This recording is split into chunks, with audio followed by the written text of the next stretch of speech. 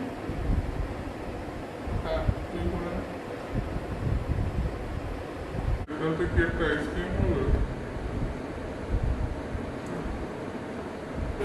দেখো অন্য ভিডিওতে তো আজকে আমরা যে চ্যালেঞ্জটা করবো সেটার নাম হলো গেস দ্য বাজেট চ্যালেঞ্জ। মানে আমি একটা সংখ্যা নিজের মনে মনে রাখবো, ও একটা সংখ্যা নিজের মনে টাকা আমি একটা টাকা নিজের মনে চিন্তা করে রাখবো, ও একটা রাখবে, দিয়ে ও একটা আমাকে একবার বলবে যে গেস করবে, আমিও কিছু বলবো, গেস করবো, ব্যাস বিষয়টা দিয়ে ওরকম করতে করতে কিছুবার গেস করার পর সংখ্যা মানে কত টাকা সেটাকে গেস করতে হবে। তা আমি একটা করে নিচ্ছি। হ্যাঁ, তুই করে নে।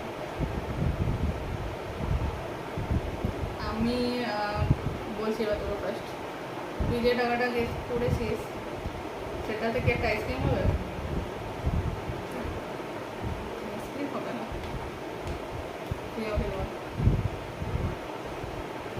তুই যে টাকাটা গেস করছিস সেটা কি ফোন হয়ে যাবে? না, ফোন ইম্পসিবল।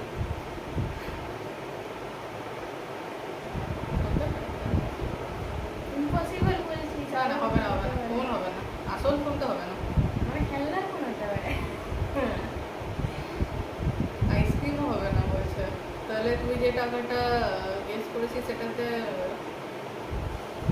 কলা হবে? কলা, একটা কলা হবে?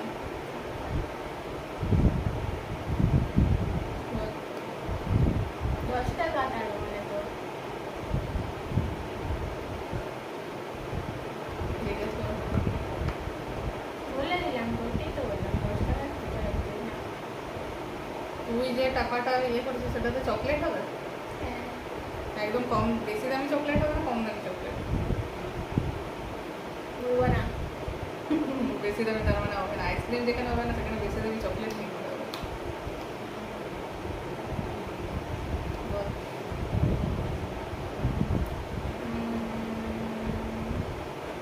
10 টাকা না, 10-এর থেকে একটু 15 টাকা।